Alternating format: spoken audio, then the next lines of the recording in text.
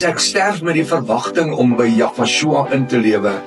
En daar is nie 'n hemel nie, en daar is nie Yahshua nie, en daar is nie 'n Jahwe nie.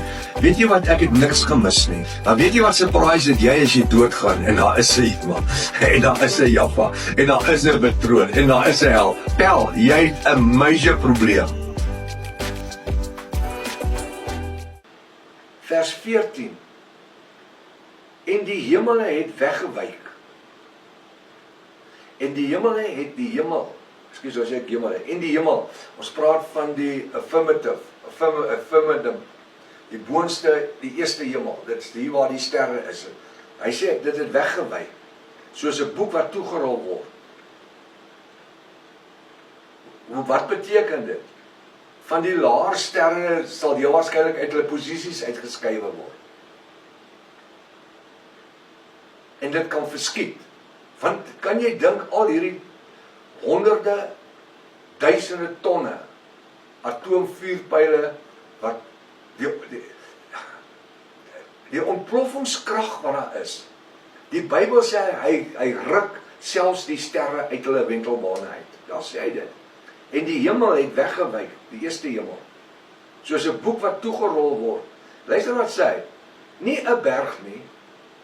Nie 'n berg nie. En nie 'n eiland nie. Hy sê al die berge en al die eilande is uit hulle plekke uit versit. Met ander woorde, Tafelberg word geskuif.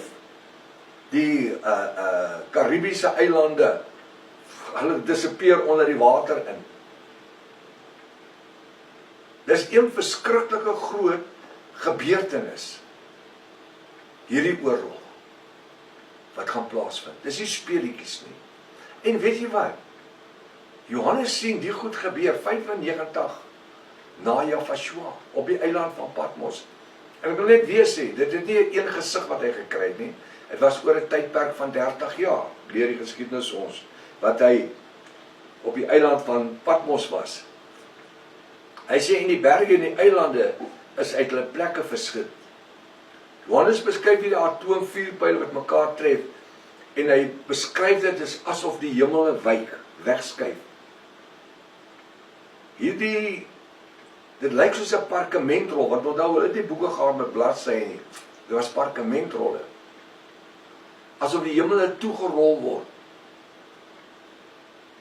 Alles word uit hulle plekke uitversit. Jy kan nie vir mense dit verduidelik. Vir eeue was hierdie geleesde 3 verse nogal altyd 'n probleem om te verstaan.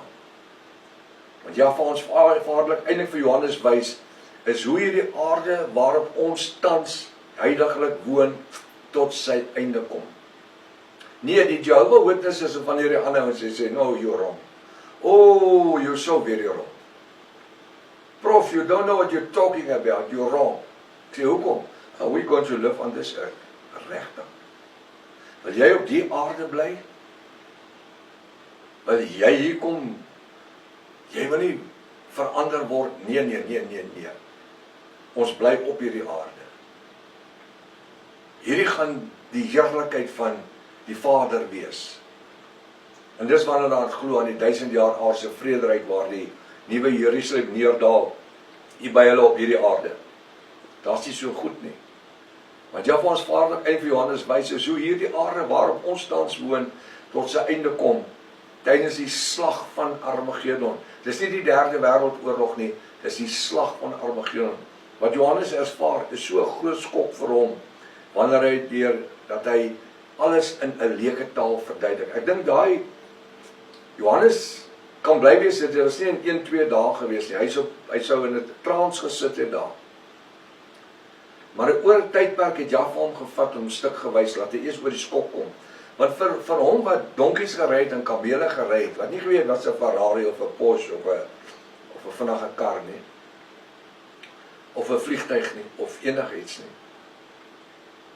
Wat 'n ondervinding om hierdie bo-natuurlike gesigte te moet ervaar. Ek dink op 'n stadium kom en sê, Vader, nie meer nie, ek weet nie meer wat nie. Skryf jy net. Kyk wat ek jou gaan wys, jy skryf dit net. Is reeds bewus dat tydens die slag van Armageddon, dat die een nasie atoomvuurpyle op die volgende gaan land, En so sal die ander weer op sy beurt kernmissiele afskiet om sy vyande, want die kernmissiele teen mekaar bots in die hemelruim is ontplof, lyk dit vir Johannes so sterre wat uit die hemel verskiet. Laat hom dink aan 'n boom, 'n vyeboom wat sy navye afgooi, want hierdie atoomvoorwerpe val op die aarde. Dis die beeldspraak. Hy kan dit nie anders beskryf as 'n vyeboom. As gevolg van hierdie geweldige atoomontploffings veroorsaak dit 'n digte atomiese mis, wat so dig is dat die son deur dit nie kan skyn nie. Vir Johannes lyk dit as die son 'n harige sak toegerol word. Tydens die atomiese ontploffings lyk dit vir Johannes asof die maan bloederig voorkom. In vers 12 verduidelik Johannes dat daar 'n groot aardbewing, in werklikheid word die groot aardbewing veroorsaak deur die val van die sterre en die kernmissiele wat op die aarde val. Vir Johannes moes hierdie een verskriklike, geweldige ondervinding gewees het om die gesig te ontvang. 'n verskriklike verskynsel gewees het om te aanskou.